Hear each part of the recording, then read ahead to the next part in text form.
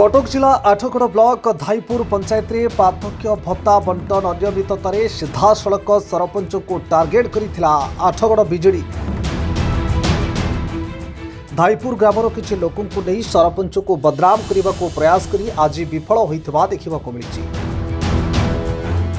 सरपंच प्रतिनिधि संजय कुमार साहू जेतु कटक सांसद प्रतिनिधि थिबा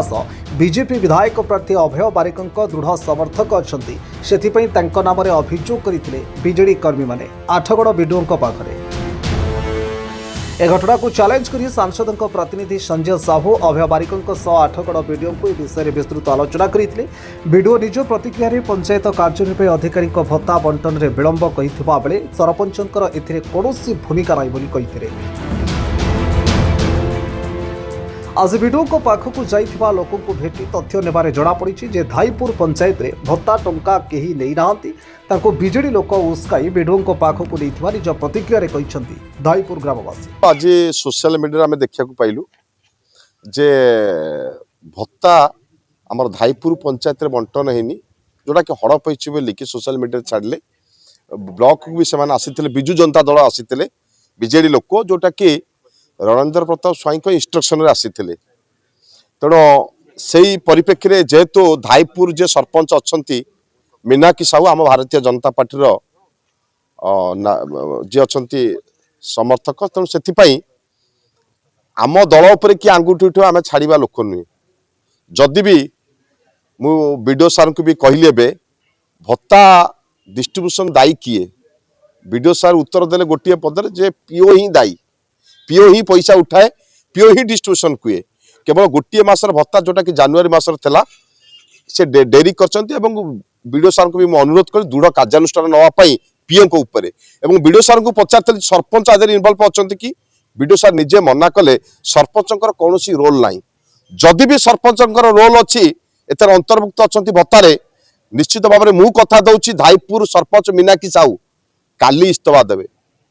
किंतु उल्टा प्रश्न मुझे पचार चाहूँगी कहीं रणेंद्र प्रताप स्वाई बयस हो गलानी बुद्धि काम करनी मुंड आउ बाचड़ामी आसलानी पागल आसले जोटा कि लोक पठाउछंती भोक विकल ताटिया कामुड़ुछंती तांकर बिजु जनतार लोक मान को पठाउछंती ब्लॉक को जे भत्ता रे केलांकेरी बोली मु तो आज स्व इच्छा कहूँ आम दल पर जो कथा उठुची मु निजे आसुची राजा सोई आसी खाली कहतु कि समिति मीटिंग रे कथा उठातु विधानसभा तो उठेबेनी एति खाली कथा उठातु जे आवास योजना कुमारपुर पंचायत रे जी भी दुर्नीति करछि ता ऊपर दृढ़ कार्यानुष्ठान नै जबो जदि ब्लॉक चेयरमैन सेतर इन्वॉल्व थबो सी भी रेजिग्नेशन दबो ए वार्ड कहि परिबे राजा सोरे से सत्सास नै मु आशा जी ब्लॉक रे कहि कि जाउछि आउ थरे पुनर्बार सोशल मीडिया रे कहउछि जदि धाईपुर सरपंच मीनाक्षी साहू जदि भत्ता केलांकारी इन्वॉल्व थबे काली ही इस्तफा देवे तिले सन्देह ना यही सिमिलार क्वेश्चन टा राजा बाबू आसिक कहीपर तुम तो मीडिया को आसिक कहबनी खाली कहब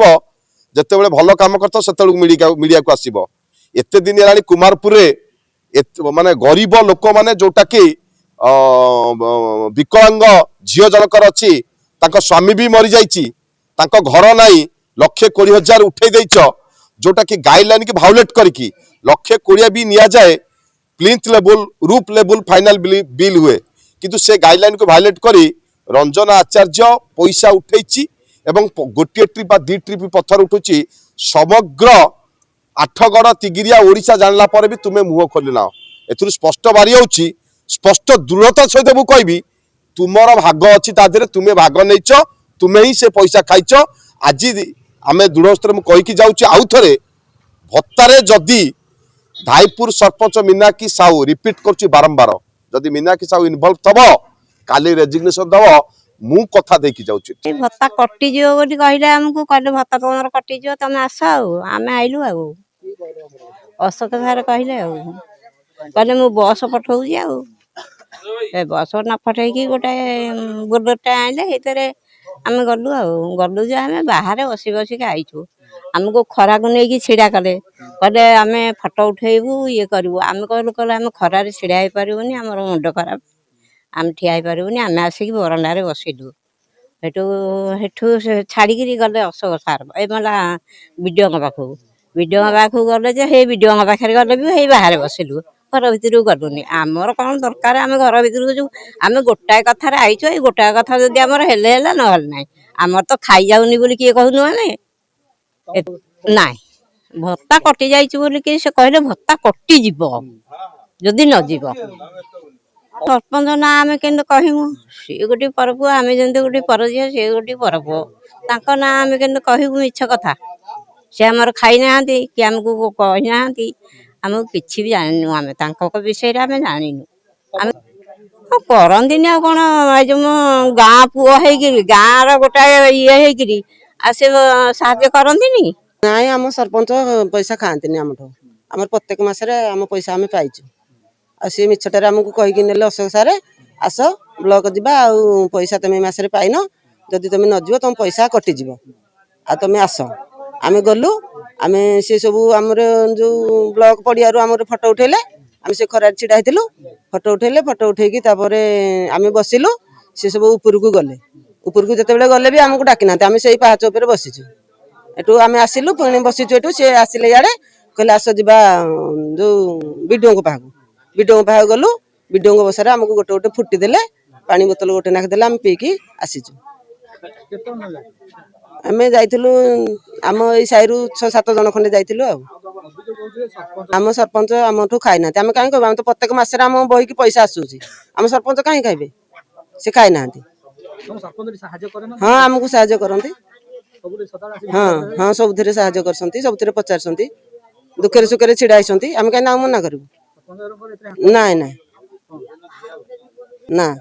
आम तो कहूँ प्रत्येक मसरे पाइचु से कहीं आमर खाइबे सी आमको डाकी नेले कारण कहीकि अशोक सारे कहले आस आ भत्ता मसरे कहीं डेरी है पाइब आदि तुम कहीं नजीब ताल भत्ता तुम कटिज धाईपुर भत्ता आज्ञा सरपंच खाऊना भत्ता खाऊँ अन्य लोक कहीं सरपंच दुलाम देकी जहाँ कहते सब मिछ किंतु आपण मैंने देखु माँ को लेकिन माँ भौणी को लेकिन जो भत्ता आम देवु से तुम 8 मास कटिगला से हबनी एरा कौन माने सरपंच ना दुलाम देकी आउ यही प्रकार कहते अशोक सारे कहते आउ से ब्लॉक रो कौन अच्छा तो जो भत्ता पैसा ब्लॉक रू दि जाए ताको सठिक समय मध्य बांटा आम समस्त को निर्देश दे था किंतु धाईपुर पंचायत रे पीओंकर अवहेला जो भत्ता बांटे टिके विलंब होती जो हठात कि आम नजर को यहाँ आसला आम सांगे सांगे आज गोटे दिन मध्य सेठारे भत्ता बांटे व्यवस्था करूँ लोक भत्ता दिया चली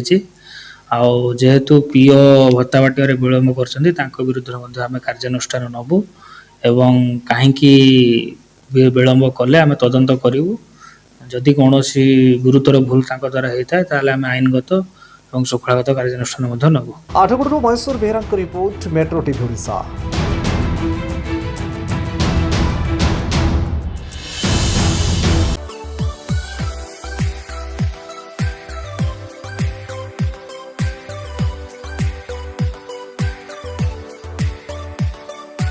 हॉलमार्क ऑर्नामेंट्स